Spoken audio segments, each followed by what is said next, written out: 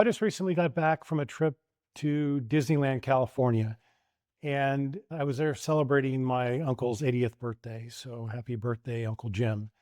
But he wanted to go on all the rides. And for me, being a camera nerd, I was really struggling on what camera to bring to Disney because I did want to film some of the rides and some of the activities that we did while we were there.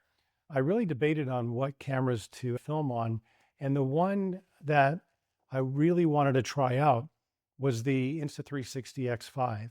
Now, historically, the problem with the X5 is that you needed some sort of selfie stick. You've seen people carry these around. I obviously have them. In my other video, I said, get the really big one too, because that one's really cool. But Disney has a no selfie stick policy, and they are strict about it. They just do not allow this. And if you haven't been to Disney or you haven't been there in a while, they do go through all your bags and they look at every little thing that you have in your backpack or whatever. So you're not even going to be able to sneak one of these in.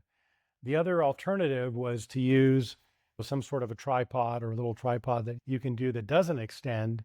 And then you screw this onto your 360 cam.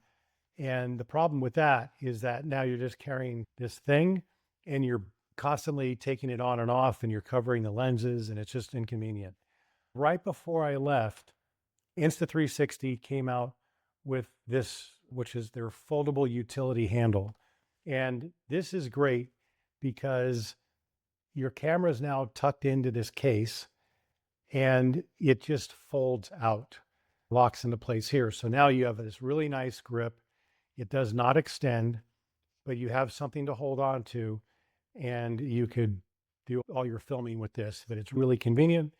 Then when you are done or want to put it in a pocket or something like that where you can't do with this, you just click this little button on the top here and it just tucks away and locks into place here. And it's really secure. Your lenses are covered.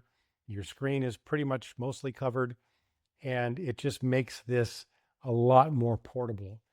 Now, the one downside that I found is that if you're trying to vlog or you're trying to film yourself, you don't have a lot of distance between you and the camera. And where these cameras do really well about capturing a 360 image is to give you some distance between you and the lens. And so if you're just holding this like this, you're not getting enough distance. So you do have to put your arm out or get the lens out in front of you a bit more so you can capture yourself or the people you're with. But that was really the only downside that I saw with using this particular grip. It does have a lanyard at the bottom. In using this, I'll probably switch this out for the Peak Design anchors because I was wearing a Peak Design wrist strap anyway for my photo cameras, and I can just swap between the two if I'm going on a ride. This thing does really well. It's waterproof. In the daylight, it works great. On rides that are daytime rides, it works really well. And I'll post videos of all this so you can see while I'm talking. But really impressed with how easy this is to use at a place like Disneyland. The only downside is that on really dark rides, like Pirates, for example, you're not going to get anything in there. The things like going into tunnels or caves, you're not going to get much. It did okay on Smuggler's Run, but I wouldn't say it was great. Those rides are just too dark for something like this. But for walking around the park at night and those type of things, this worked out fine. I would have no problems in recommending this. Now, if you really want to zoom in on something or get really detailed on something that you're farther away from, as you know from these cameras here, the farther you zoom in, the less quality you get. So I wouldn't recommend that necessarily if you need the flexibility to zoom in on something. But for just walking around the park, this worked out great. The only downside is when you get home, just like with any other 360 cameras, you do have an extra step of reframing your video to get what you want. Don't be afraid of that. It's not that hard. They're making these tools super easy to do. It is just an extra step that you're going to have to be aware of. If that scares you or you don't want to use that, then use something like the Ace Pro 2 and you can take pictures or take video with this as well.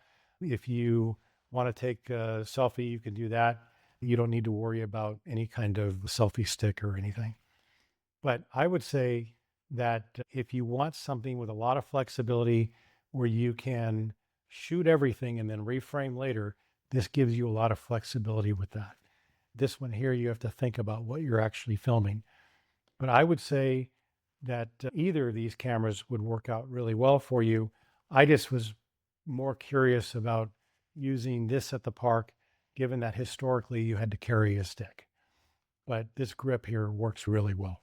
I think this is great because this makes this a lot more portable and a lot more convenient to just stick in your bag and be done with it. Also, there's some feet at the bottom here as well that I didn't talk about, where it creates a little bit of a stand. So you have a little tripod. So if you want to put this on a table or something, you can do that and then walk away from it or whatever. Basically, we'll create some stability here and it just sits there. Really good thought. I think the only criticism I would have for Insta360, if you make a version 2, is have a quick release mount in here, because if you did want to mount this, let's say do a backpack strap or something else, you have to unscrew it through the 1/4 20. But again, that's just a minor gripe on my end. But again, just to be able to conveniently take this camera out and then back into its case and then throw it in a pocket or a backpack, really easy. So I really like this utility handle that they're calling it. If you are going to Disney or someplace like that, I hope the video that I'm playing as B-roll will help with that, because don't hesitate. This thing does really well.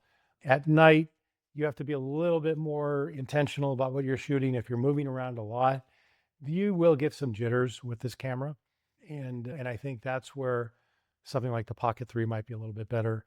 But other than that, if you're more intentional about what you're shooting at night and you just understand the limitations of what this camera can do, you're going to be fine and have fun with it. I will leave links down below to where you can get this. Also, I think I have a coupon code for Insta360 directly if you want to try that and see if you get any kind of offer or discount with it.